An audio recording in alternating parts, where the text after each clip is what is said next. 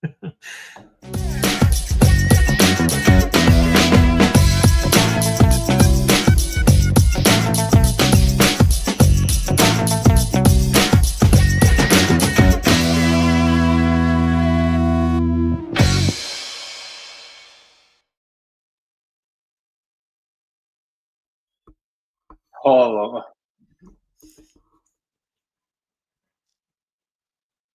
good morning, afternoon, and evening to our listeners across the globe. And today we have a technical difficulty. What's what's happening is that oh yeah, all right. So StreamYard had added a new feature, which is a horizontal and a vertical streaming. If you see us at the bottom of the screen, you're on the vertical one, and you would see right next to the title a phone. And if you see us on the left side of the screen, it means it's a horizontal one, and you have picked the one without the phone on the side. So that's where we stand today. I hope next time, I guess we'll choose one of the two, but for some reason, it forced us to take both of them. Well, welcome back. It's been a while. Last week we were supposed to go live. Unfortunately, things do happen, and they do happen for a good, actually great reason. So tonight, this afternoon, it depends where you are. I have Susie, my co-host, with me in the studio. Hello, Susie. Hey. Welcome. And we have our great guest, William. Sorry, Fitzroy. I do apologize. That's okay. For some reason, I just had a brain fog. Yeah. So, welcome, William. Susie, you would like to do the honor of introducing him? Absolutely. Wow, this has been a challenging start to get to this episode, but I think it's going to have been worth the wait. I'm so excited to introduce our guest, who's hailing from Chicago, as to the best of my knowledge. So whether you're hailing from there, you're just based there, we'll clarify that in a while. But William is a psychic, he's clairvoyant, he's a guide, a teacher, and I suppose ultimately William is the founder of Art of the Seer, which is a beautiful platform for people on a similar journey. So we have so much to get stuck into, hearing about William's story, how he went from being, just an ordinary Joe Soap run of the mill. I doubt that was ever the case. And to when his life became extraordinary, and you really allowed your gifts to shine through. And I think Spirit gives you that tap on the shoulder, and maybe you take it up from there, William. Do you want to share how you got to be sitting in this hot seat this evening? So welcome.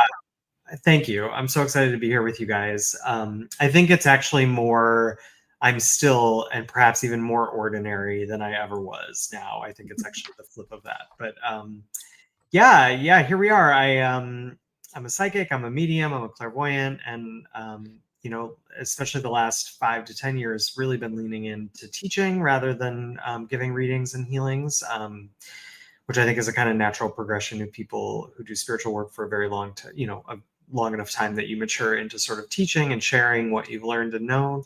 So I'm really excited to be here and talk about this and kind of how I got here and share my story. Cool. Well, I think everybody who's willing to share the story of becoming psychic and the gifts that you have as a clairvoyant and a medium, they're not run of the mill gifts, you know what I mean? And it takes a lot of courage sometimes to really trust the information you're getting. You don't really know until you put yourself out there and see how it lands when you're on this journey at the beginning, especially. So do you want to bring us back to where it started off for you, where you had to take that sort of run and jump? So for me, it's always been my sort of spiritual abilities and my sensitivities have always been very tied to my creativity. If I go way back into my childhood, which I'm not going to tell you the whole, I'm not going to bring all 49 years of the story in, but if we go back far enough, certainly as a child, I was always very imaginative, very creative. I had a lot of imaginary friends, which I would probably call them something different now if I was working with somebody. Like it would be more like spirit guides or, helpers and things like that.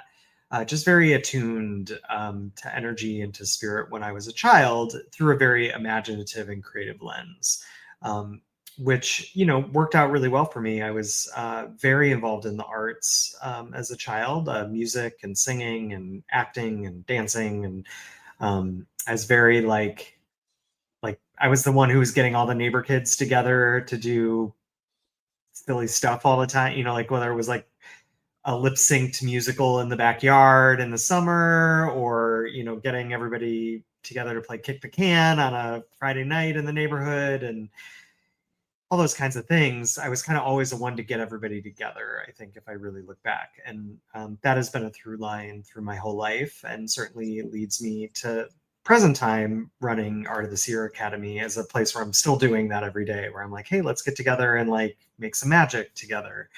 Just a little bit different than backyard karaoke musicals. So as a childhood, I really leaned into, or in my childhood, I really leaned into that, and felt very supported by my family in that, and the communities that I was in. As I got older, what I now realized was happening was I was just sort of out of control in a certain way, in that I was so sensitive to everyone and everything around me that whole time that I was doing all those things, I was absorbing all that energy and the chaos and the creativity and the fun from everybody, which for a long time was really validating and really powerful. But then as I edged into my 20s, and certainly after I graduated university and moved to the big city on my own and sort of started to move into adulthood, it just became harder and harder, I think, to hold all of that and hold it all together for myself and everyone else. I didn't have the language or the context of looking at it through the lens of energy to explain or define that. So what happened was I kind of got into my early mid-20s and everything started falling apart, which I think also, if you look at kind of the pattern of the hero's journey, or of the sensitive kind of coming into their power. And we see this in like Marvel movies. We see this in so many different expressions in our culture. Eventually what happens is you can't hold that all together, and you can't just keep doing the thing you've been doing without being conscious to how you're doing it. And so I just sort of hit a point where my whole life started falling apart, socially, emotionally, even professionally. I had always been very successful in everything I chose to do, whether it was a hobby or at school or whatever. And so I graduated university. I had a wonderful dream job just out of university, but I had never been as miserable as I was. I felt so disconnected. I felt so unhappy. By all external measure, I was a success and I was happy and I should have been over the moon with everything. But internally, I was kind of like without mooring or without a center. And so my journey to connect to these abilities has been through the lens of trying to refine that center for myself as a creative. And that has led me down the path of clairvoyance and mediumship and mysticism and spirituality, which, to be frank, and this last thing I'll say about this, is like not at all how I thought my life was going to go. How unexpected to be teaching clairvoyance and teaching mediumship as I enter my 50s. I never thought this is what I would be doing, but so grateful that it is. And part of that is just having had such a powerful experience reclaiming my own abilities, that now to be able to share that with other people is just really validating to watch and also to be a part of. Cool. Wow. Like it really is a hero's journey for sure. It's that when it all starts to fall apart and the ego encapsulated version of ourselves just doesn't stand up to it, and there's a total lack of fulfillment. I can totally see where you're coming from there. And And I suppose the last place you'd start looking is down the route of kind of mediumship and clairvoyance and things like that. But it's ultimately what will get you there, because it's your ability, your intuitive kind of ability is what is pointing you in the way. But sometimes we're kind of refusing to look where they're pointing, you know. So I can totally relate to that. So what way do you want to tell us a little bit how you did start to find your way? Like, what was there a practice? Was there a particular book or a teacher?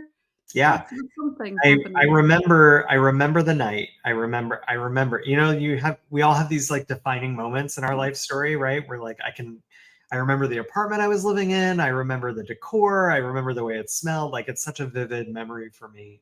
I was living with two friends from university, and we were all exploring different career paths, but it was three of us living together. And it was no secret that I was struggling. Like, I was really in a challenging time, and I was fortunate to have some good friends that I was living with that were supportive of me and of that. But one of my roommates took a meditation class at a local psychic school or something. You know, like, I don't know, she just came home one day and was like, oh, I signed up for this meditation class. And I remember like my little spite, something perked in me. And I think it was the part of me that like wanted that, or I was like, oh, I haven't explored that. There's something there for me. But I remember her saying, oh, I signed up for this class. And I was like, oh my God, tell me all about it. And I was like, show me the website, like, what is this thing?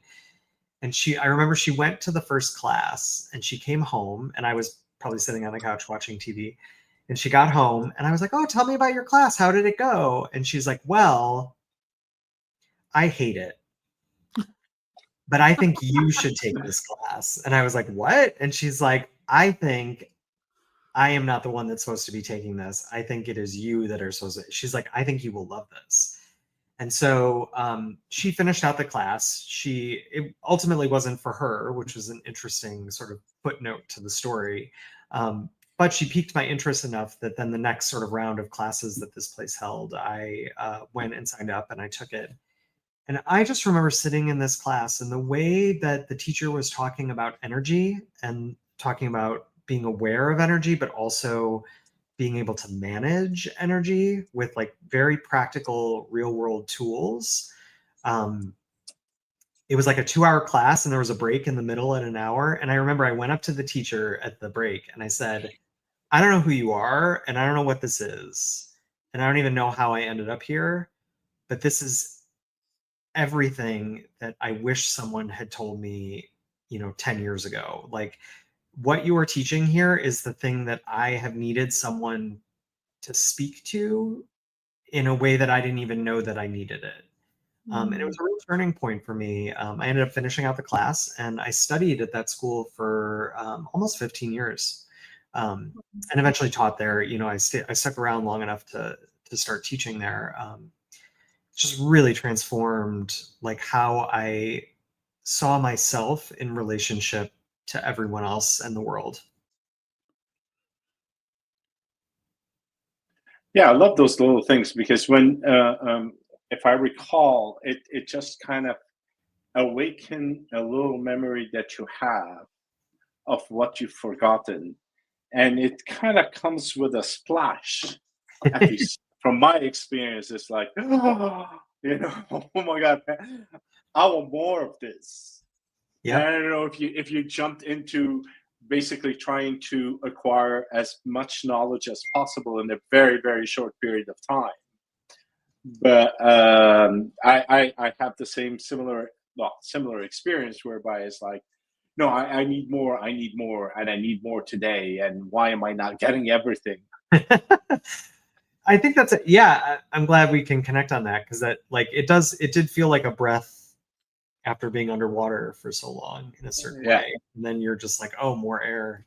And I certainly threw myself in with wild abandon, and some might say obsessively, so made it the focus of kind of my life for a very long time, which in and of itself was kind of healing in a certain way, because it took my attention off of all the things that I was doing for and creating for everybody else. And for several years had to like redirect that attention at myself, which I think can also be a very powerful healing, and part of the reason why people get so fixated on spiritual practice in a certain way, if you've been kind of over giving and your attention's been all over the place, to finally have that same amount of attention on yourself can be really healing.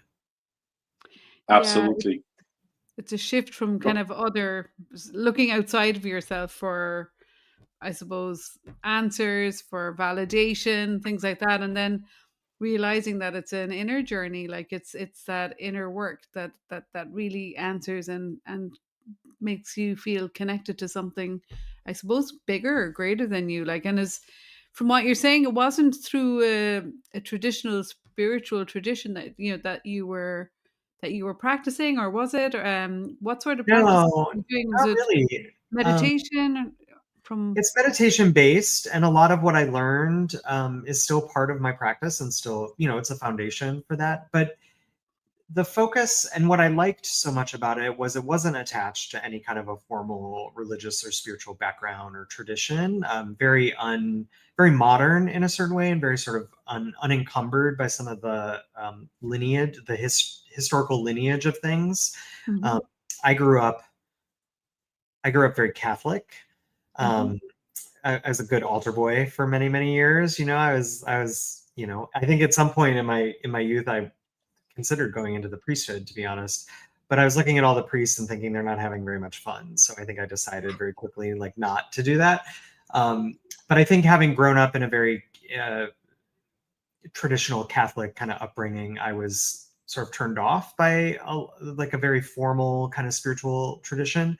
So I happened to find something that felt very modern and very unmoored from any kind of lineage. And that really spoke to me, I think, as a creative, because it's always about creating it now rather than a dogma of like how it's supposed to be done. And I like to think that I bring that through in my own teaching now with the students that I work with. There's not a way to do it. There's examples of how to do it, and then a lot of freedom to find how it works for you. Yeah, I suppose everybody's a little bit different, isn't it? Like, and people are you're meeting people where they're at, and they're at different points of their evolution. And I don't think being part of an organized, more traditional religious background is going to hinder you one way or another anyway. You know what I mean? I think this is a gift that you develop, and no matter what tradition you're in, you have to learn how to sit, how to be still, be present, follow your breath. Like, they're very simple practices, aren't they? And it's all really, from my point of view, settling the mind, stilling. Well, there's, just to like close the loop on that, it's like, there's some people that really like a 9-to-5 job. They like to know when I'm going to show up, how I'm going to show up, like when I get to go home. Like, some people like a very rigid container. Some people are a little more freeform. I'm a little more freeform. So this is kind of what spoke to me. And I think there's room for all kinds. Like, there's no right way to do it. Sure. But that's the beauty of it, which is the creative part of it, is that there's certain part of you that are not similar to others, whereby you bring in your flavor into that practice, and then you add to it whatever you learn from somebody else, and it becomes your own coat. Your well, I was going to put the Superman coat on, but it is something like that, and to me, why it felt good is that because I wasn't confined in a square anymore. I broke all the molds, and then I became something that is just specific kind of to me. In general, similar to others, but there's a specific part of you that becomes part of that practice, and that's what usually attracts people to you. Yep. Yeah, that sense of you having your own unique energy, and really the healing for you and for the world and everybody around you is for you to embody that and express that. Like, that's really what the world needs. I can't attribute the quote because I don't remember who said it, but there's a famous quote that's like, the world doesn't need more successful people. The world needs more creative people, and people like being very unique, right, and bringing their energy forward. And that is the fundamental of both my personal spiritual practice, but also then how I coach and teach other people. It's not about doing it my way or the way that I have done it. It's me showing you what I've learned, and then you finding a way to digest that and bring that into your world, and then you embody that in a way that's very unique to you. So yeah, you're speaking my language. I think the art of a seer is a very good description of that, because it is an art. It is really an art, isn't it? Of like how different people see through different lenses, I guess, through their own experience. Yeah. So after I spent all this time, in this spiritual study, in this space of like very focused spiritual study, to be honest, for several years, what I started to realize is that my personal history training as an artist. So I went to, I said I was very involved in the performing arts. So I went to like a performing arts high school. I went to a conservatory bachelor's program for university. So, very rigid, artistic training of high caliber. And what I realized was that there were some really unexplored, to me, parallels between the training and the path of an artist and the training and path of a mystic or a psychic or an intuitive. That like there was a way in which those two things kind of overlapped that I have personally just never seen anyone explore the nuance of that overlap. And so that's kind of what prompted me to start Art of the Seer Academy, was that space where those, like a Venn diagram, those two things kind of overlap. Because I really believe that the power of like conservatory training as an artist, whether you're a visual artist or a performing artist or a musician, it's all kind of the same in that first you learn a form. Like if you're going to learn, let's say you're going to learn guitar. Do either of you play guitar or play an instrument? No, but I have Nah. loads to do it in my family, so I have an idea. Yeah. So like if you're going to learn how to play the guitar, the first thing you have to learn is how to hold the guitar, which to somebody who's never done it before, you're like, well, that's not hard, except it's incredibly nuanced and difficult to learn how to hold an instrument because it's unique and specific to your body. There's not one way to hold a guitar. There's the way that the guitar holds against your specific body, right? So that's the first thing you learn. And then you learn a chord. Like, how do you play a G chord? Then how do you play an A chord? Then how do you play a C chord? And the whole time you're learning this, you're like, what am I doing? I'm not doing anything. Like, this isn't what I came to learn how to, I want to play a horse with no name, I want to play a song. Then you learn how to play those chords together. And so the next step is starting to string chords together. Then you're like, oh, this is starting to feel like a song. And then you add melody on top of that. And now all of a sudden you're doing the thing. And what I realized going through all this spiritual training was that if you started talking about, say, clairvoyance in that same methodology or that same way, it starts to make sense why you need to learn to meditate, why you need to learn to ground, why you need to do this. It's like, well, you're learning how to hold your body while you're giving somebody a reading, which is actually like a thing to be aware of, so you don't check out of your body, right? And then how do I speak while I'm also holding that posture? And then how do I get messages or get pictures? And how do I now, and that's the melody line on top of the chords on top of holding it. So I'm sort of sharing this like long example of musicianship on top of this to say, truly, to me, what intuition or psychic abilities really are, it's an art form in that you have to train yourself how to do it. And the way you train yourself how to do it is by studying the masters, right? Or copying your teacher or having a teacher show you how they would do it. And then eventually you find your own voice. And that's when you not only are playing chords or holding the instrument or playing a song, but then maybe you're writing your own song, which is really, I think, the more evocative thing as a creative. But it takes something to get there. Absolutely. Very nicely put. Very nicely put.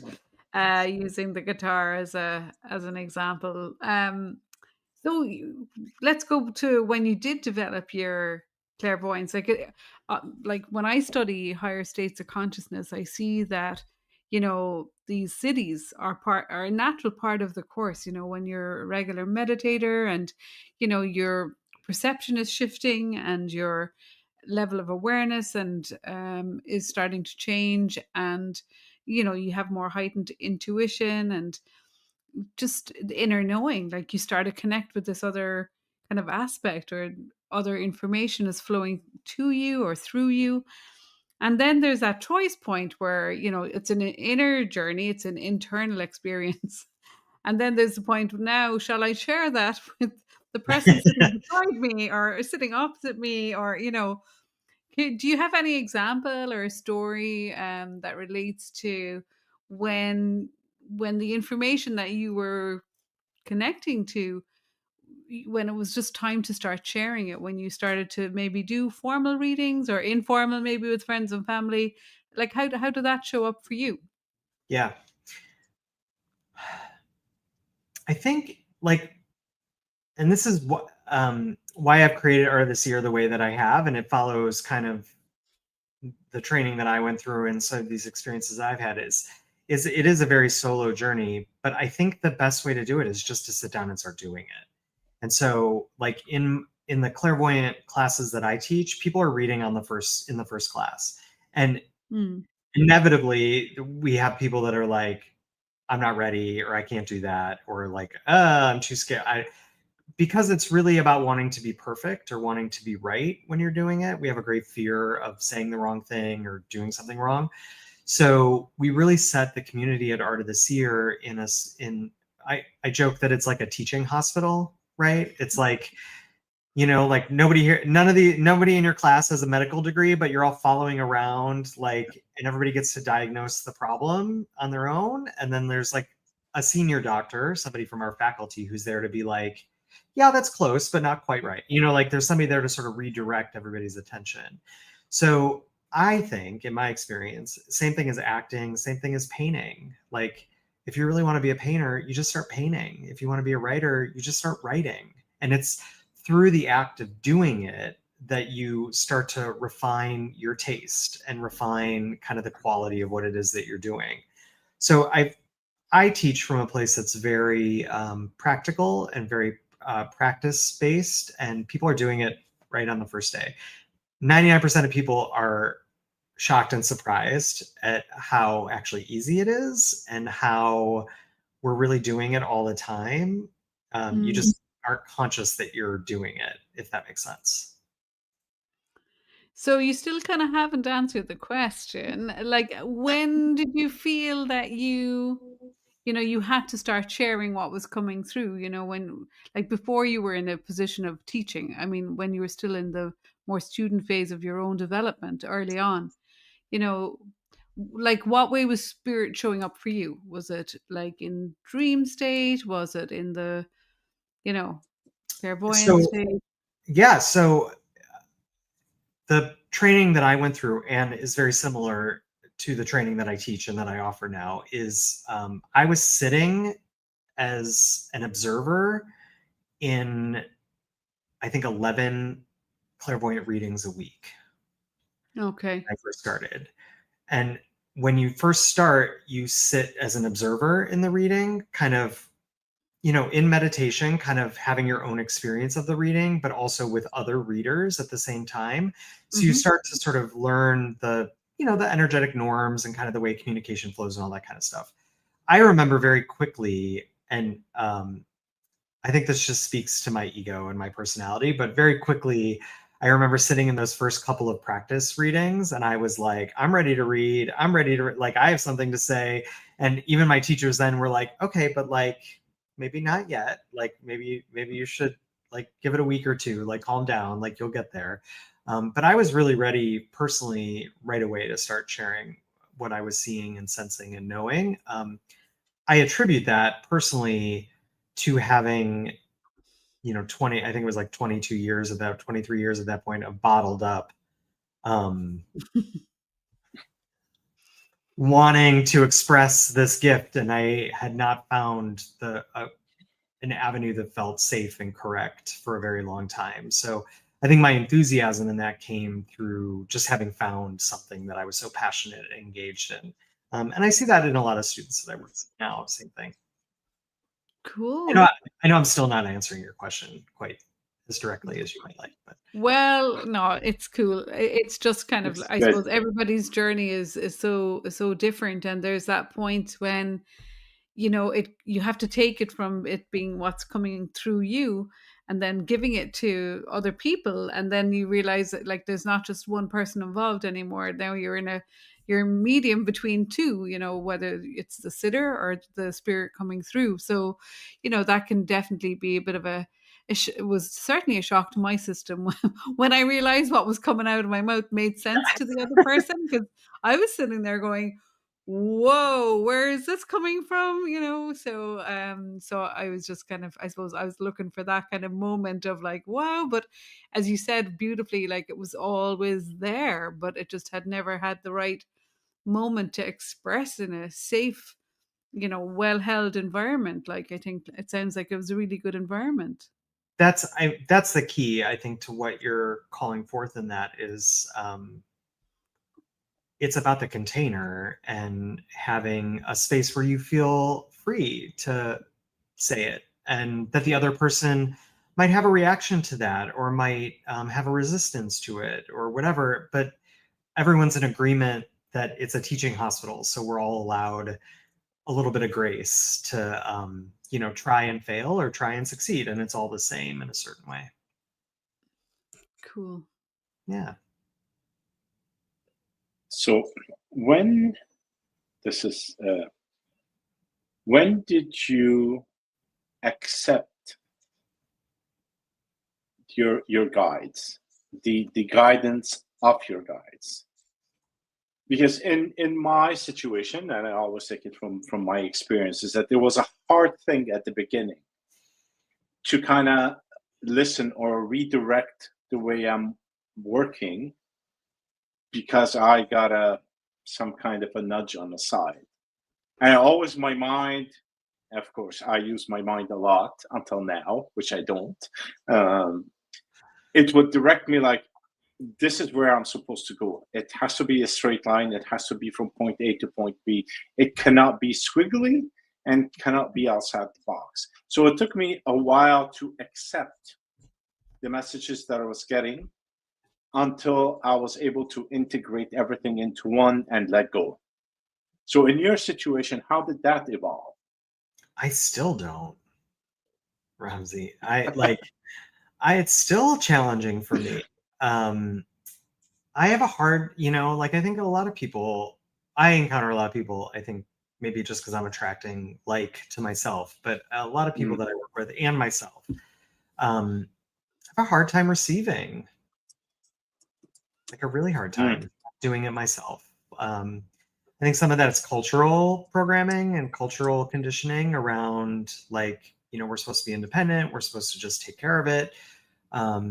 Also like cultural pictures around being capable enough to just do it all. Sometimes I joke that my spirit animal or my archetype is Dick Van Dyke and Mary Poppins, like playing all the instruments, like that. If I had a tarot card, that would be my tarot card, is like, I'm the guy who can do it all, and there's situations and circumstances in my life where that's been very validated and has served me very well to be able to be that guy. So it's hard to turn that off. And it's hard even now, I've been doing this 22 years, I think, since I took that meditation class. And it's really hard for me when I get stuck or when I'm sort of chewing on something that I can't kind of quite digest. My reaction is always like, how do I control this or manage this or make something happen out of this, rather than going, maybe I need to just relax and like listen and like wait for guidance or wait for something to move out of my way before I step forward. And I don't think I figured that out. So maybe you can help me out with some stuff. I don't know. Like, sounds like you've got it all figured out. No. Listen, I look as if I've had it all figured out, but I don't. But it's a matter of trust, like you've mentioned before. It's a matter of trust in what comes in and allowing things to just flow through. And I know you do the same practice. So from your perspective, and for the listeners, just a little tip, and how do you allow, or do you accept, or you trust what is coming and passing it on? It's a bit tough question. No. I know from myself, sometimes I just like, what are you talking about? I'm doing my own thing. Just be quiet. It's a great question. And I think when we're in a space of mistrust, we always think it's because we're mistrustful of something externally or outside of us. You know, like I don't trust the situation, or I don't trust this guidance, but like really, I think the genesis of that mistrust is always with yourself. So if you can trust yourself, you can handle anything, even saying the wrong thing, or doing the wrong thing, or acting on, guidance that wasn't actually guidance and was ego or something. Like, you can laugh at yourself in a certain way, I think, when you can trust yourself. So I would say the fundamental tool in that, or the tool to pick out of your tool belt, is like, oh, I can just trust myself that, like, I'm going to do the right thing for me here, even if that's to misstep or to screw it up or to make something more complicated than it was, and that's also correct. Like that's not wrong. Sometimes we need to make something more complicated. Kind of like this interview, right? Like my schedule got weird and blah, blah, blah, and it became much more complicated than it was intended. But like also, I don't know, it's just kind of how it works out sometimes. And like, I think the three of us did a nice job of kind of trusting that and just being like, okay, well then that's what this is, Yeah. And it's not about trusting or mistrusting something outside of you. It's always about you.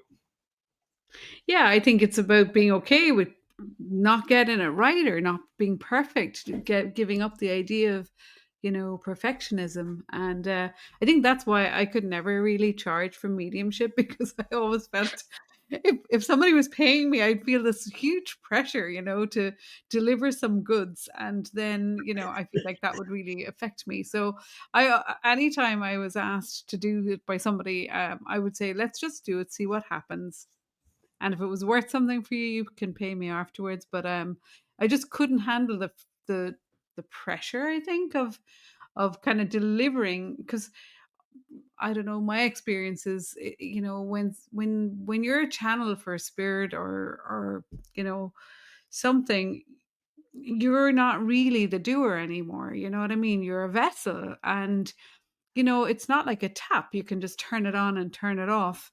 You can, to a certain degree, you can prepare yourself for sure, and you can definitely shut it down.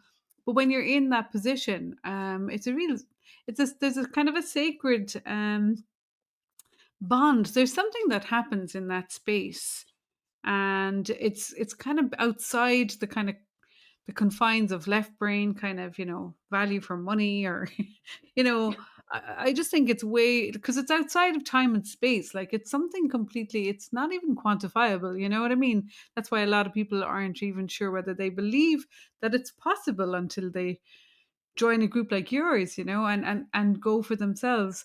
Like, I've heard so many stories of people, who went as absolute skeptics to, whether it was a mediumship evening or something, and then suddenly the medium is looking at them and they're like, I've got a message for you. And then suddenly the complete skeptic goes from just this fear of not trusting this process to their whole heart opening, and this release of grief or emotion or something. So, like, there is a much bigger hand in all of this, and it kind of keeps us on our toes.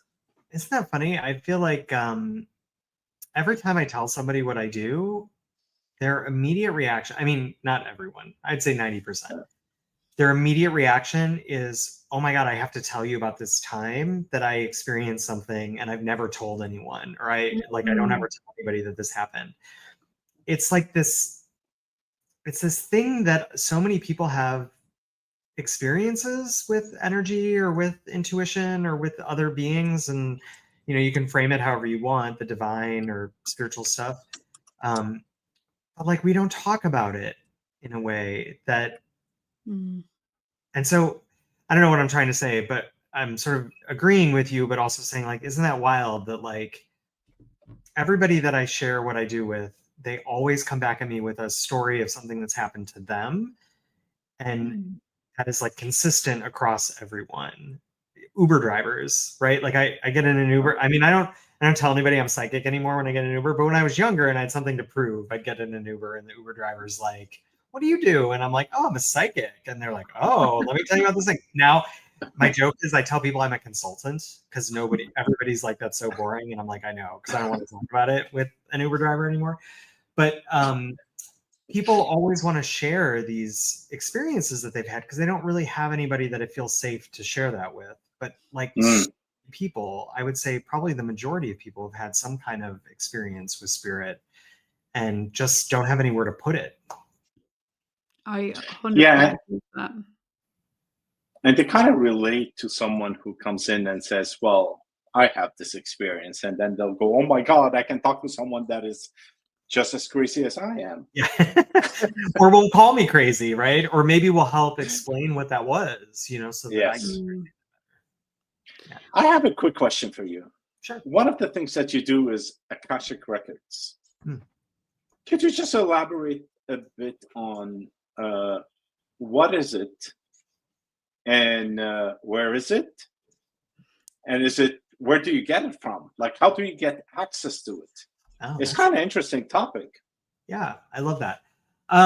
So the perspective that I work with the Akashic Records from is that there is a part of your beingness, each one of us, a part of our beingness, that operates outside of time and space. And time and space is a very sort of third and fourth dimensional thing that happens in our body. And we all understand kind of the world in that context, certainly through our lived experience. But there's a part of your beingness that exists kind of above that or outside of that vibrationally. And so when you're tapping into the Akashic Records, what you're really tapping into is the part of your beingness that exists outside of time and space. And so therefore, from that perspective, all of your lifetimes are like days on a calendar from start to finish. And so you can start to look at the bigger picture of all of these lifetimes that you've had and all the lifetimes that you will have from a different perspective, which is kind of like off the calendar, right? If you think of like a calendar on your wall and it's like all the little days and stuff, like what's the part of you that's looking at the calendar, not the part of you that's in the days? Does this make sense? Yeah. So when you work with the Akashic Records, the first thing you have to do is learn how to function in the part of you that is outside of time and space, which is a little more difficult than it sounds. It sounds like you should be able to just find that, but it's like a musculature. So you have to be able to shift your awareness and your sort of consciousness out of the normal vibration of the body and of your sort of lived experience into this other part of you. And then once you do that, you can start to read the bigger picture, which is all these different lifetimes. I personally have a great affinity for looking at the Akashic Records not as a way to control the past and the future, but merely like a reference book at the library, right? It's more like an encyclopedia. It's just a whole bunch of information. And sometimes having that information can help you move through things faster or make decisions from a different perspective or do things differently. But it's really about the information, not about trying to control. A lot of times when I work with people on Akashic Records stuff, they come at it from a like wanting to know the future or wanting to understand the past in a way that allows them to kind of control it or control the present through that information. But I kind of look at it from this other POV, which is it's really just about information.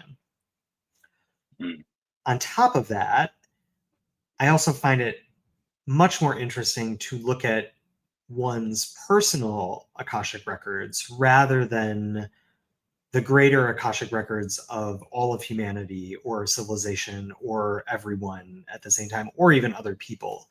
So when I teach classes on the Akashic Records, it's always about accessing sort of your specific records that are relational to your evolution and growth as a being over lifetimes, and having that help to guide and shape your personal journey rather than it being about, you know, going to read the Akashic Records of a country or of humanity itself and all that kind of stuff.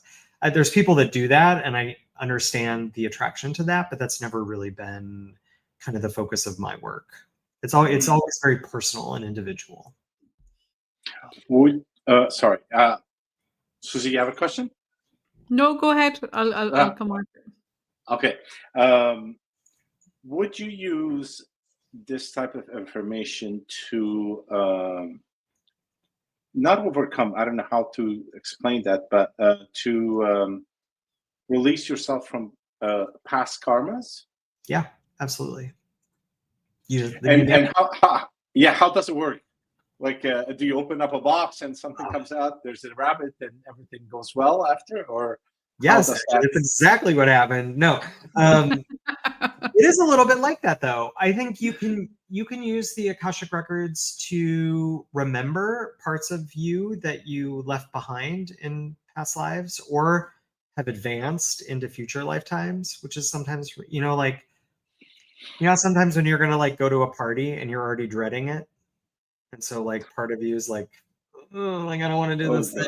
And that's sucking up some of your energy. Sometimes that happens with lifetimes where like your next lifetime, you're going to be in a awkward situation and you're already as a being like, like I don't want to do that, except it's already there, right?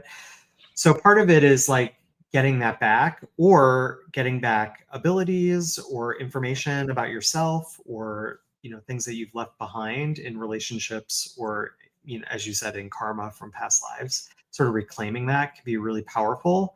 But then also like we're so story driven as beings, human beings, again, I grew up in theater, so it's very natural for me to talk about storytelling, and like storytelling is technology in a certain way. If you think about it, like the ability to craft and share a story as a way of communicating is like the most human thing we have communication wise. Like no other animal on the planet tells stories the way we do.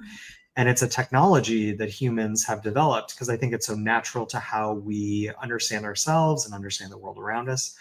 So I think working with those past lives and future lives in relationship to the Akashic records can also help you understand your story. And sometimes that helps you release some of the resistance and some of the dread and the pain that you're in for being in a certain part in your story. Does that make sense? Yeah, for me, it does. I use this at work all the time. I'm a project manager in my day job. And whenever I'm working with a team and we end up in a like sticky situation or like we're up against a deadline or like the whole project is going off the rails, I'm always like, you guys, we're just at the part of the story where everything goes to shit. And then like what happens? Everybody pitches in and like we get it back on track. And then, we have the big party at the end. Like that's every story. And when you frame it that way for people, there's like this natural understanding of that where they're like, oh yeah, it's just the part of the story where everything falls apart. And for some of us, that's our whole lifetime. Like our lifetime is just the part of our story where like nothing is going right. But that doesn't mean it's not ever going to go right or it didn't go right before. It just means that's where we are in our own journey. And so I think sometimes understanding that and that perspective can really help unlock some of the pain and the resistance that we get caught in karmically.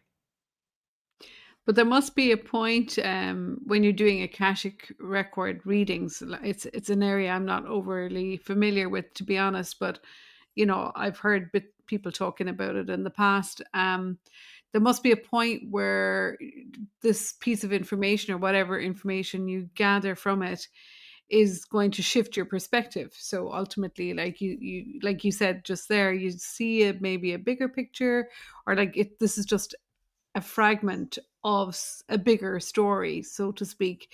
And so do you think that doing that, when somebody gets an Akashic record reading, that they get to exercise their free will then in this lifetime to kind of break free of maybe there's a bit of a pattern emerging, or there's something that they haven't seen until this point, and then they have the free will to, I suppose, to liberate themselves, or to change the story, change the ending, or change their character, Yeah. Do you find something like that? Yeah, you nailed it. That's exactly what it is. The analogy I sometimes use is, and we work with this a lot in my Path of the Mystic training, which is it's 2-year-long trainings that are like bookends. We work a lot with the Akashic Records, and the analogy I use is it's like the old labyrinths or the hedge mazes, Mm. So like you enter the labyrinth and you sort of walk, and you hit a dead end and then you turn around, and like that's like a tread of lifetimes, right? Well, what happened, and I'm going to pose this to you guys to see if you have an answer, but like what happens when you get to the center of the labyrinth? Yeah, there's always a question at the center of the labyrinth. Something always comes to you.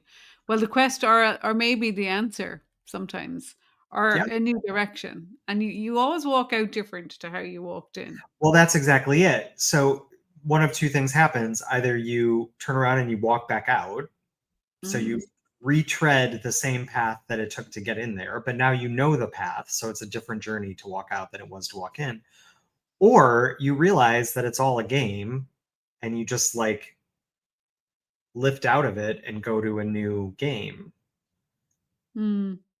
Interesting. So when you really start to shift your perspective, right? Like whether you're very on the ground and focused on the journey and then the journey out, or you can put your attention in that kind of like I was talking about, like looking at the days of the calendar on the wall. Like when you shift your attention outside of time and space, you can actually just choose a different game. Yeah, that's a nice way. That's a gamer's way of putting that, I think. Yeah.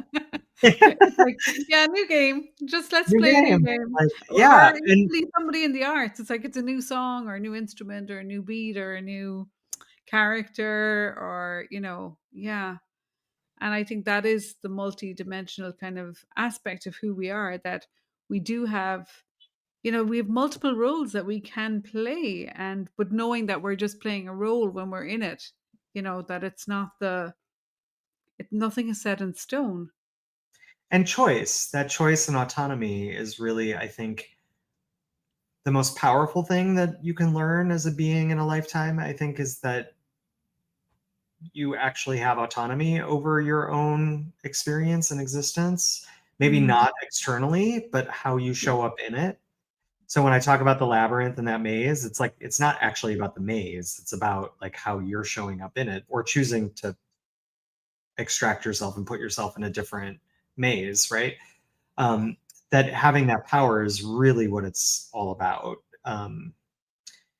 It can take a while for someone to really fully understand that and embody that. Like that doesn't happen overnight in a certain way. But can you, before, I know we're going to be coming up to the hour, but you said some words earlier on, and they always really ring home something sort of otherworldly to me. Maybe something kind of more like the words magical, mystics. That sort of mystics journey. Moments. They're moments that we kind of just experience. In 1 minute you could be in a very mundane situation and then something quite mystical can happen or magical. Do you have anything that you would like to share that kind of relates those sort of experiences? Because I think that's kind of part of why we go on these journeys too, is to experience something maybe otherworldly. Or have you had any experiences like that? Yeah. I'm gonna side direct your question and come back to the answer. But like, I think, I had somebody come to me for a reading a very long time ago, and I've never forgot it because it was such a profound experience for me as a reader. This person had just left their career and they came to get a reading and they were like, I want to know what my life's purpose is. I want to know, I want a life of meaning. And so I want you to like read what is my meaning? Like, what is the meaning of my life or the purpose behind my life?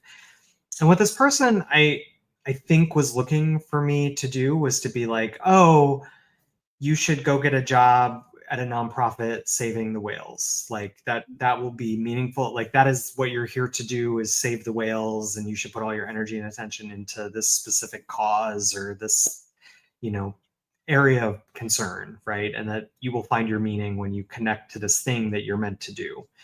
But that's not what I saw when I read it. What I saw was actually a really profound truth that's always sat with me, which is, and it was the first time I had seen this and realized it, was there is no such thing as meaning outside of you. Mm. You bring the meaning to the thing that creates a container for you to express what is meaningful to you. So that might be Save the Whales. It might be working with unhoused people. It might be working with immigrants. It might be working as a spiritual teacher. It might be working as a project manager at a corporation. Like, in a way, whatever's happening outside of you, that's not going to bring meaning to you. You're the one that brings the meaning to the things that you do. And that's an active choice. That's not something that gets thrust upon you or given to you either by a psychic or a boss or a board of directors, right? And so the reason I'm bringing this up is because I'll never forget this reading, because I told this woman that, and she was like not having it. She was like very angry. I think I had to give her money back because she didn't feel like she got the reading she came for. So always happy to give people their money back if they don't feel like they got what they needed. But I got something really profound out of that I've been able to, I think, to share with others in a different way, which is there is no existence of meaning outside of the meaning that you bring to something. Mm. So to relate this back to your question about those sort of mystical experiences, what I think those moments are containers where that part of us is allowed to come out like a turtle in its shell, like that feeling of connection to the divine or to something deeper within yourself or to others in a very powerful way. It like comes out like a little turtle head, and it feels really amazing because we don't know how to activate that with Mm. an intent on our own. And so It's the more you spontaneous, do, really, isn't it? It's a spontaneous occurring. You can't force it, like you said. You can't make it happen. right, it just kind of happens to us. But what I Mm. find is that the more you practice creating a space for yourself and an environment for yourself where that can happen more often and you're prepared and ready for it when it does, can actually encourage it to happen more often. Yeah, like building that expectation of miracles. Like I always say that, this or something even greater. You know what I mean? I think that's the beauty of living in this sort of environment, is that you bear witness to so many, mystical moments or magical moments, or just fleeting glimpses even, you know what I mean? When you make this connection with somebody who's in this unseen realm and you're relating to somebody who's sitting in front of you, possibly in grief or whatever. And there's something really, really kind of timeless and precious about that moment, I think. But yeah, thank you for Yeah, and sharing. like a gardener, you want to like till the soil so that more of Yeah, that can germinate, right? And that's, I think, yeah. any good spiritual practice should encourage that kind of revelation. Yeah, it really does. It does. I think your meditation practice will really always stand to you, regardless of whether you're practicing clairvoyance or intuition or anything. Just having a practice of being able to be still and quiet Yeah. is the, for me anyway. I know I'm a bit of I'm mad for the old meditation over here, but yeah, I really do think it stands to us to Yeah. create those moments. So nice. This has been such a lovely conversation. Thank you so much for all of your thoughtful questions. And I don't know, this has been really great. It was awesome. I have a couple of questions for you. Do you have any programs running or coming up, since we still have a couple of minutes to go? Yeah. Where would our listeners find you? I know we have this running at the bottom, and it's at the, what do you call this, on YouTube also, members.artoftheseer.academy. Yep. That'll take you to our community site. The first thing we offer that I think is, I actually think it's like one of the best kept secrets on the internet, is like every week we have what we call practicums, which is where students in our programs practice giving readings in that safe container like I described. And anybody can sign up and come and get a reading from some of our members that are overseen by our faculty. So it's a really supportive, and I'll say there's a lot of laughter and a lot of, like, we have a lot of fun in those spaces. So it's a great way to come get a free reading from somebody who's practicing, and hopefully have a really cool experience. Also learn a little bit about the community and kind of the tone that we set, and see if it's a good fit for you. Beyond that, we have some classes, like 5-week classes, 10-week classes for beginners. And then we have longer training programs, Art of Seeing, which is clairvoyance based, Path of the Mystic, which is like a deep samadhi meditation kind of practice. That was the one I talked about with Akashic Records and kind of looking at past lives and future lives. And then Art of the Oracle, which is my channeling training, which is really in its totality like a 3-year training, but it's broken up by years, so you can self-pace your way through it. So there's a lot of stuff to play with. We have like drop-in workshops and I don't know, fun stuff going on all the time. I know. I was really looking forward to getting on board, but then I was traveling and it just did not work out this time. But I will endeavor to try to jump in at some point, maybe early next year, because it looks like a lovely group. It's a very user-friendly dashboard, and it's very obvious kind of how it works, and everybody looks really nice in their pictures, so a very well kind of warm, welcoming environment. Oh, there's the bells. No, thanks. We'd love to have you and anybody. And then I do offer one-on-one coaching and readings and healings and stuff. So, and that's all there. You can find information about me and what I do there too. You're a treasure, William Fitzroy. You've been an absolute star guest, and the hour has flown by, I have to say. I know we were like, how are we going to fill an hour when we first met? But like, clearly the conversation is effervescent. So I love it. Thank you so much. Really appreciate you being here. Thank you, and thank you to our listeners, and we'll see you hopefully in a week's time. Thank you all. Thanks, William, for being with us, and we'll see you in 2 seconds after this end of stream. That's good.